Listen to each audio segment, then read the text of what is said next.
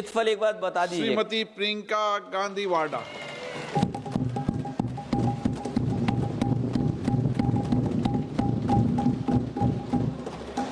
आदरणीय अध्यक्ष महोदय, मैं आपको धन्यवाद देना चाहती हूं कि इस महत्वपूर्ण मुद्दे पर आपने मुझे बोलने का मौका दिया। ये अलग बात है कि सत्ता पक्ष के लोग सब मेरे बोलने से पहले ही भाग गए। आइए आइए, आपको देख के मैं खुश थी कि आप वापस आ गए। सबसे पहले मैं उन सैनिकों, उन जवानों, उन अफसरों को नमन करना चाहती हूँ जो हमारे देश के रेगिस्तानों में, हमारे देश के घने जंगलों में, बर्फीले पहाड़ियों पे हमारी देश की रक्षा करते हैं, जो हर पल देश के लिए अपनी जान देने के लिए तैयार रहते हैं। 1948 से लेकर अब तक, जब से पाकिस्तानी रेडर्स ने कश्मीर पे हमला किया, तब से लेकर अब तक हमारी देश की अखंडता की रक्षा करने में उनका बड़ा योगदान है। हमारी आज़ादी अहिंसा के आंदोलन से हासिल हुई, लेकिन जैसे मैंने कहा, उसको कायम रखने के लिए हमारी सेना का बहुत बड़ा योगदान है। अध्यक्ष महोदय, कल मैं सदन में बैठी हुई सबके भाषण सुन रही थी। आदरणीय रक्षा मंत्री महोदय ने बोला, सत्ता पक्ष के कई मंत्रियों ने बोला। 1 घंटे का रक्षा मंत्री जी का लंबा भाषण था। सुनते सुनते एक बात मुझे बहुत खटक रही थी। उसके बाद जब दूसरे भाषण भी सुने आपके सत्ता पक्ष के, तब भी ये बात बार बार मेरे मन में आ रही थी कि सारी बातें कर ली, ऑपरेशन सिंदूर की बात कर ली, आतंकवाद की बात कर ली, देश की रक्षा की बात कर ली, इतिहास का पाठ भी पढ़ा दिया, लेकिन एक बात छूट गई। उस दिन 22 अप्रैल 2025 को जब 26 देशवासियों को अपने परिवार के सदस्यों के सामने खुलेआम मारा गया, तो ये हमला कैसे हुआ, क्यों हुआ?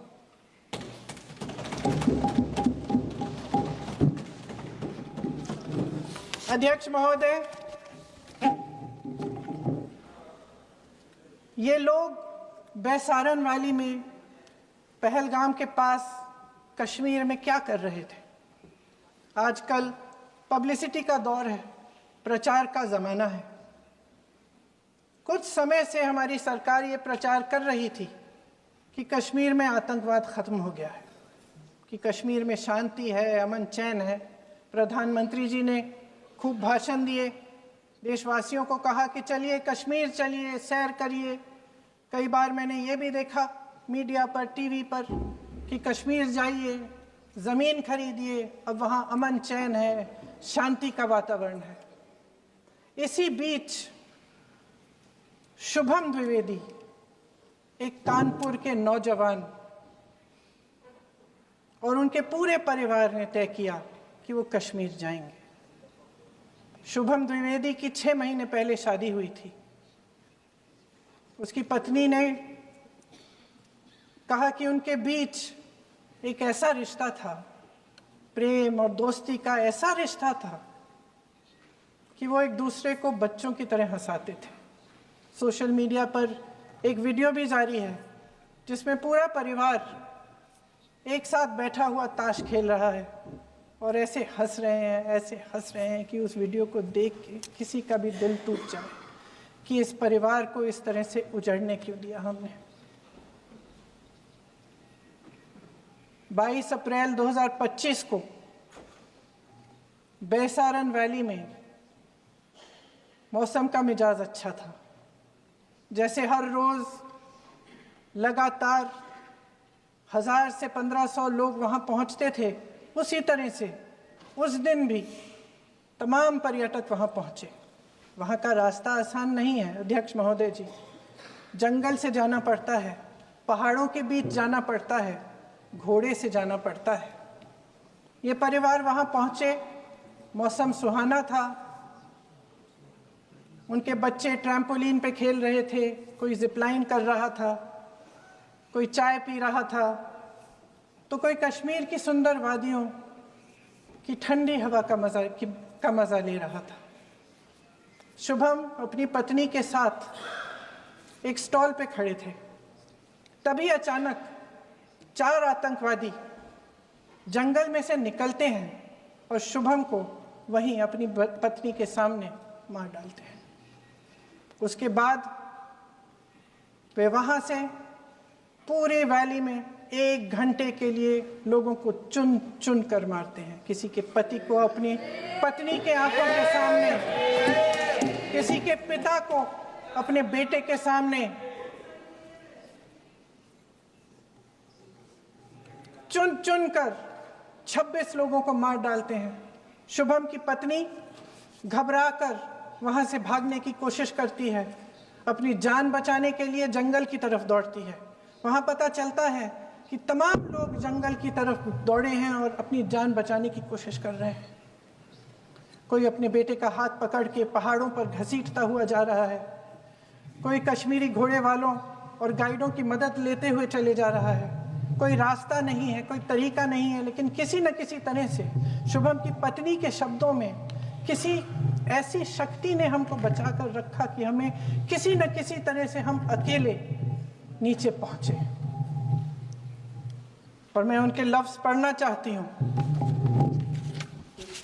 क्योंकि उन्होंने कहा कि इस पूरे समय जब 1 घंटे के लिए चुन चुन कर भारतीय नागरिकों को मारा जा रहा था, इस पूरे समय उसे एक सुरक्षाकर्मी नहीं दिखा, एक सैनिक नहीं दिखा।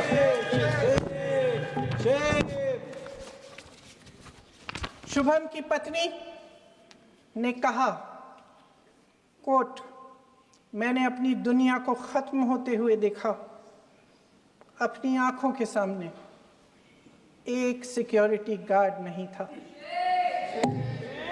मैं ये कह सकती हूं कि देश ने, सरकार ने हमें वहां पे अनाथ छोड़ दिया था।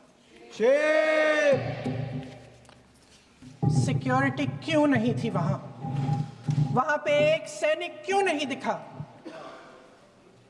क्या सरकार को मालूम नहीं था कि यहां रोज 1000 से 1500 पर्यटक जाते हैं? क्या सरकार को मालूम नहीं था कि यहाँ के पहुंचने के लिए जंगल के रास्ते से जाना पड़ता है? अगर कुछ हो जाएगा तो लोग वहां से निकल नहीं पाएंगे। एक चिकित्सा का इंतजाम नहीं था, फर्स्ट एड का इंतजाम नहीं था, कोई इंतजाम नहीं था, ना सुरक्षा का, ना फर्स्ट एड का। इन लोगों को भगवान भरोसे छोड़ दिया गया। ये लोग वहां पे इस सरकार के भरोसे गए और इस सरकार ने उन्हें भगवान भरोसे छोड़ दिया।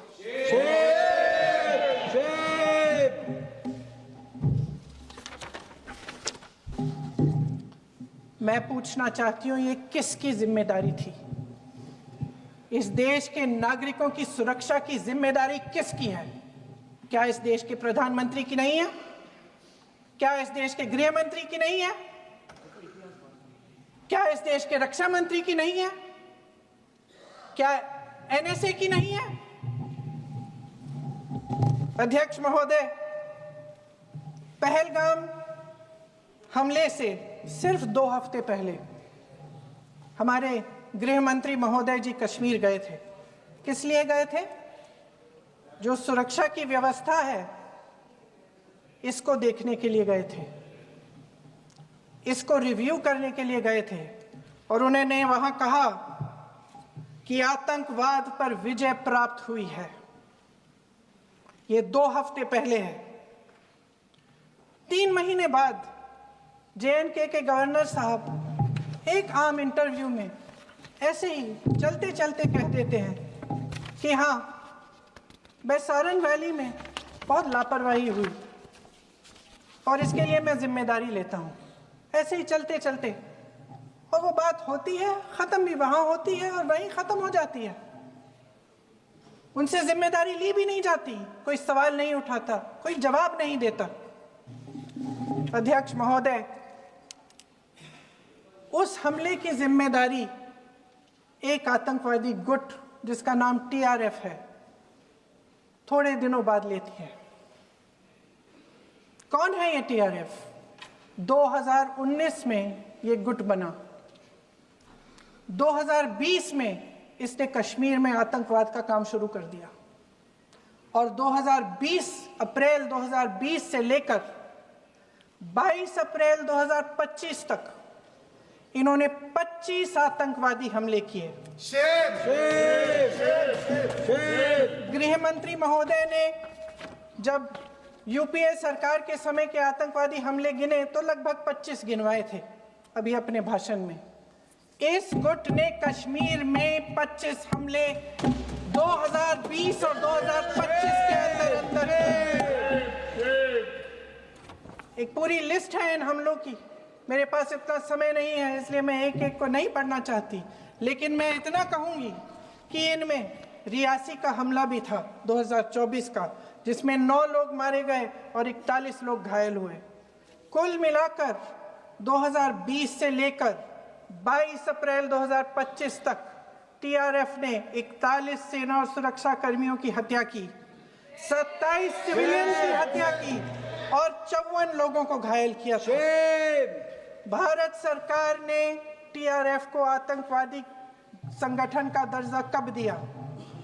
2020 में दिया, 2021 में दिया, 2022 में दिया, 2023 में दिया। 3 साल बाद, 3 सालों के लिए ये आतंकवादी गतिविधियां कर रहे हैं और आप इनको आतंकवादी संगठन तब कहते हैं 2023 में। इसकी क्या वजह थी? ये सब सरकार के संज्ञान में था और आप मुझे बताना चाहते हैं, सत्ता पक्ष के नेता बताना चाहते हैं कि ये सब आपके संज्ञान में था, लेकिन कोई भी एक ऐसी एजेंसी नहीं है हमारी सरकार की जिसको पता चला कि ऐसा हमला, ऐसा भयानक हमला होने जा रहा है हमारे देश में, कि पाकिस्तान में बैठे हुए इस हमले की योजना बन रही है कि हम भारत जाके हैवानियत करेंगे, 26 लोगों को मार डालेंगे और हमें पता ही नहीं है। क्या ये हमारी एजेंसियों की विफलता है कि नहीं है? ये बहुत बड़ी विफलता है, एक बहुत बड़ी विफलता है। जानते थे कि ये गुट है, जानते थे कि 5 सालों से ये आतंकवादी हमले कर रहा है, अध्यापकों को मारा, आर्मी के बड़े बड़े अफसरों को मारा, आम जनता को मार डाला, पुलिस वालों को मार डाला, और आप इन पे निगरानी नहीं रख रहे थे। और ये जो एजेंसियां हैं इनकी जिम्मेदारी कौन लेगा? क्या आईबी चीफ ने अपना इस्तीफा दिया? क्या किसी ने इस्तीफा दिया? गृह मंत्री जी के कार्य क्षेत्र में आता है इंटेलिजेंस ब्यूरो। क्या गृह मंत्री जी ने इस्तीफा दिया? इस्तीफा छोड़िए, जिम्मेदारी ली।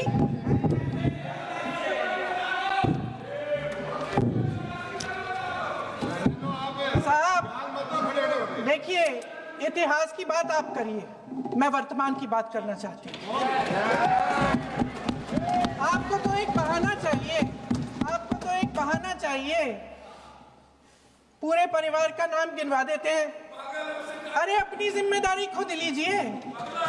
11 सालों के लिए तो सत्ता में आप हैं। अभी नेहरू को छोड़ नहीं रहा।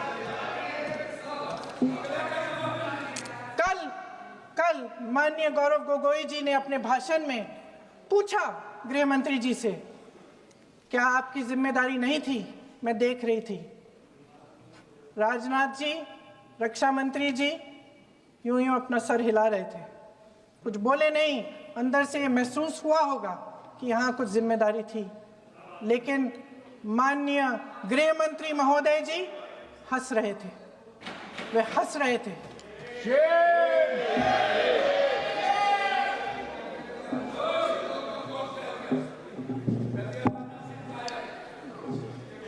अध्यक्ष महोदय, कल सत्ता पक्ष और आज भी सत्ता पक्ष के नेताओं ने 2008 के मुंबई के हमलों का जिक्र किया, बार बार कहा कि मनमोहन सिंह जी की सरकार ने कुछ नहीं किया। ये तो जानकारी होगी ना कि उसी समय जब वो आतंकवादी हमला चल रहा था तभी उन आतंकवादियों को मार डाला था, एक बचा था और उसको भी फांसी दे दी थी 2012 में। महाराष्ट्र के मुख्यमंत्री ने इस्तीफा दिया। देश के गृह मंत्री ने जिम्मेदारी लेकर इस्तीफा दिया। एक जवाबदेही थी पब्लिक के प्रति, एक जवाबदेही थी इस देश की जनता के प्रति, इस देश की धरती के प्रति।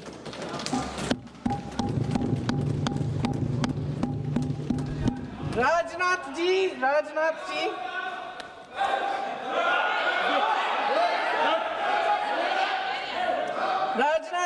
तो पुलवामा, उरी और पठानकोट के समय गृह मंत्री रहे थे। आज वे रक्षा मंत्री हैं और हमारे गृह मंत्री महोदय श्री अमित शाह जी के नाक के नीचे पूरा मणिपुर जल गया, दिल्ली में दंगे हुए, पहलगाम में हमला हुआ और आज भी वे उसी पद पर बैठे हैं। क्यों? अध्यक्ष महोदय, बमबारी से अखबारों के हेडलाइन बनते हैं, मगर कहानी सुरक्षा में की चूक में भी है। आज देश खोखले भाषण नहीं सुनना चाहता, देश जवाब चाहता है, तसल्ली चाहता है कि सच उससे छिपाया नहीं जाएगा। देश जानना चाहता है कि उस दिन अप्रैल 22, 2025 को क्या हुआ और क्यों हुआ। आप तो खुद अपनी पीठ थपथपाने में लगे रहते हैं। सेना, देश, संसद से सच छुपाते हैं। ऑपरेशन सिंदूर जब शुरू हुआ, हम सब ने समर्थन किया, सब एकजुट होकर खड़े हो गए इस देश के लिए। दोबारा होगा, दोबारा खड़े हो जाएंगे। अगर हमारे देश पे हमला होता है तो यहाँ इस सदन में किसी भी पार्टी का हो, कोई भी हो, सब आपका समर्थन करेंगे। और हमें अपनी सेना पर गर्व है कि उन्होंने इस बार भी दृढ़ता से लड़ाई लड़ी, धैर्य से लड़ाई लड़ी, वीरता से लड़ाई लड़ी। लेकिन इस ऑपरेशन का सिंदूर का क्रेडिट, उसका श्रेय तो हमारे प्रधानमंत्री जी चाहते हैं। सही भी है, ठीक है, सही है, श्रेय ले। ओलंपिक्स में हमारा मेडल आता है, उसका भी श्रेय लेते हैं, लेकिन सिर्फ श्रेय लेने से नहीं होता नेतृत्व, जिम्मेदारी भी लेनी पड़ती है।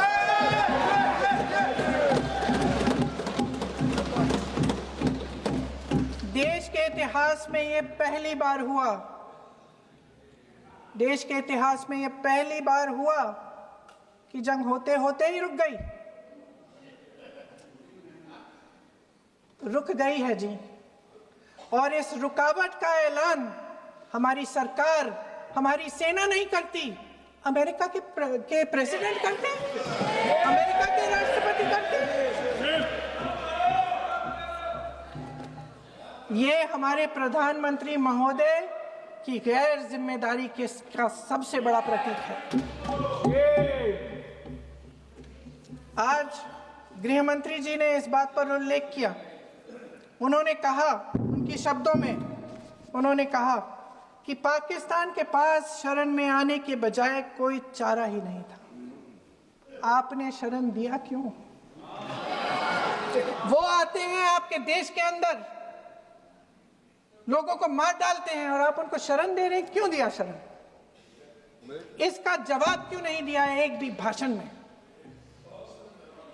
जैसे ये बात उठी, शरण की बात की, हमारे गृह मंत्री जी ने इतिहास में चले गए।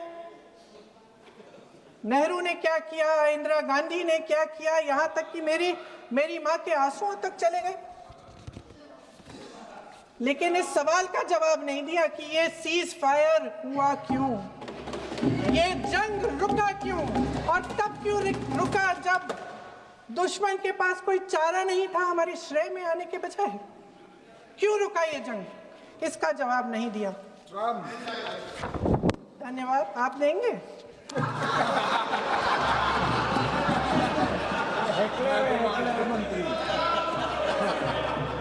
देना भाई देना, आपको टाइम मिलेगा तो। टाइम नहीं मिलेगा आपको शायद। वैसे महोदय, मेरी माँ की आंसू की बात किए,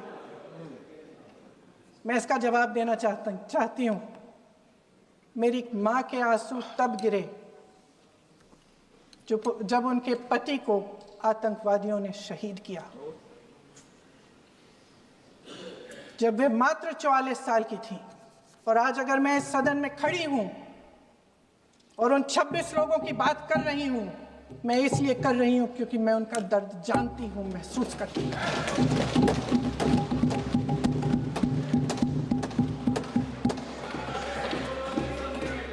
अध्यक्ष महोदय, मैंने कहा कि देश का नेतृत्व सिर्फ उपलब्धियों का श्रेय लेने से मजबूत नहीं होता।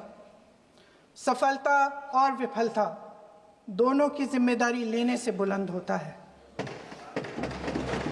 ये सोने का ताज नहीं है, कांटों का ताज है।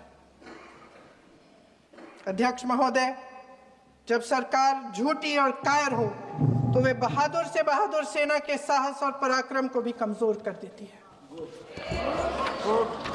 देश को प्रतिशोध के साथ साथ सबके प्राणों की रक्षा का प्रण चाहिए। सेना की शक्ति के साथ सरकार की सच्चाई भी चाहिए।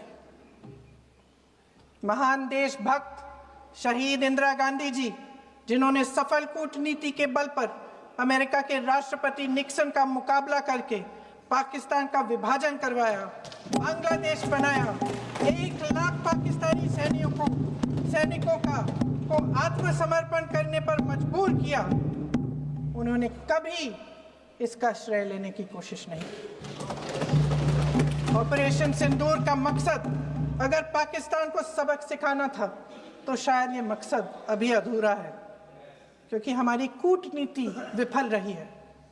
इसका प्रमाण यही है कि ऑपरेशन सिंदूर के बाद एक पाकिस्तानी जनरल, जिसके हाथ खून से रंगे थे, अमेरिका के राष्ट्रपति के साथ बैठकर लंच खा रहे थे।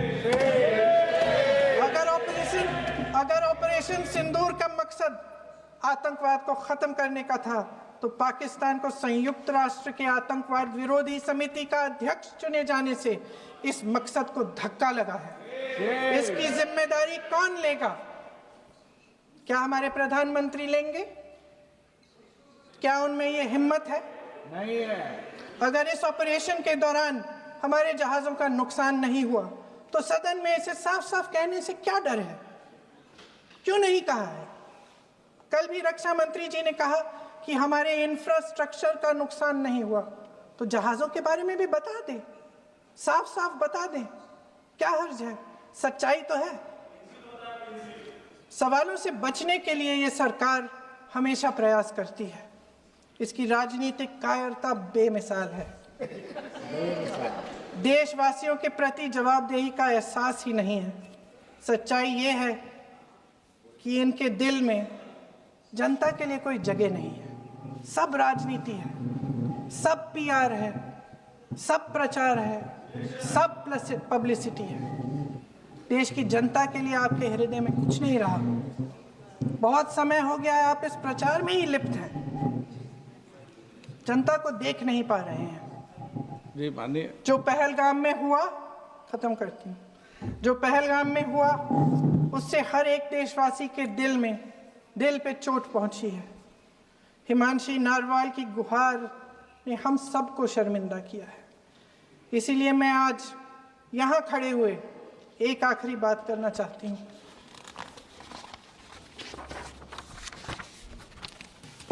इस सदन में लगभग सभी के पास सुरक्षा है, सुरक्षा की व्यवस्था है। हम जहां भी जाते हैं हमारे साथ सुरक्षा कर्मी आते हैं। आपको भी मिल जाएगी, आप मंत्री बन जाएंगे, आपको भी मिल जाएगी। मैं मजाक की बात नहीं कर रही हूँ, थोड़ा सा धैर्य रखिए। उस दिन पहलगाम में 26 परिवार उजड़ गए। 26 लोगों को अपने परिवार के सदस्य के सामने मारा गया। 26 बेटे, पति, पिता गुजर गए। उनमें से 25 भारतीय थे। भारतीय थे।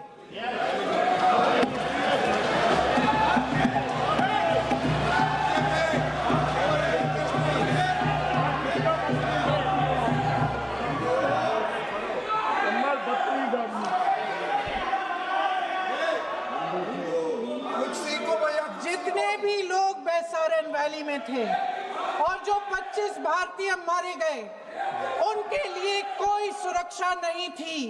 कोई सुरक्षा नहीं थी। आप कितने भी ऑपरेशन कर डालें, आप इस सच्चाई के पीछे छुप नहीं सकते, इसे नकार नहीं सकते।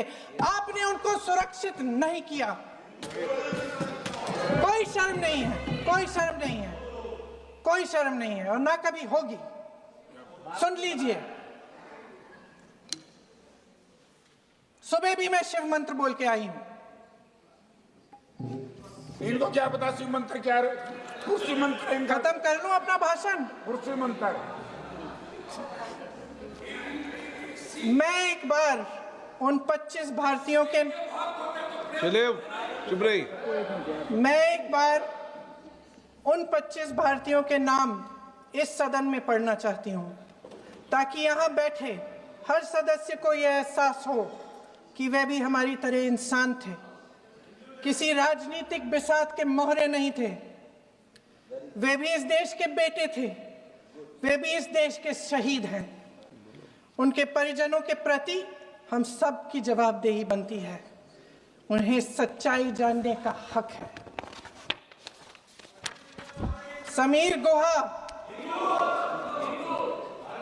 भारतीय, बिट्टन अधिकारी, मनीष रंजन, हेमंत सुहास जोशी, विनय नारवाल, सुशील नथनियल, अतुल श्रीकांत मोने, सैयद आदिल हुसैन शाह, नीरज वानी, एन रामचंद्रन, संजय लक्ष्मण लेले, मानिए प्लीज। दिनेश अग्रवाल, दिलीप दिल से, प्रशांत कुमार सतपति, JS चंद्रमौली। अब आप बोलिए, अब आराम से। JS चंद्रमौली, यतीश परमार, S मधुसूदन राव, माननीय सदस्य, नारेबाजी का सदन नहीं है। शैलेश कलाटिया, ये तरीका ठीक नहीं है आपका। मंजुनाथ राव, कौस्तभ गनबोटे, शुभम द्विवेदी। जय हिंद।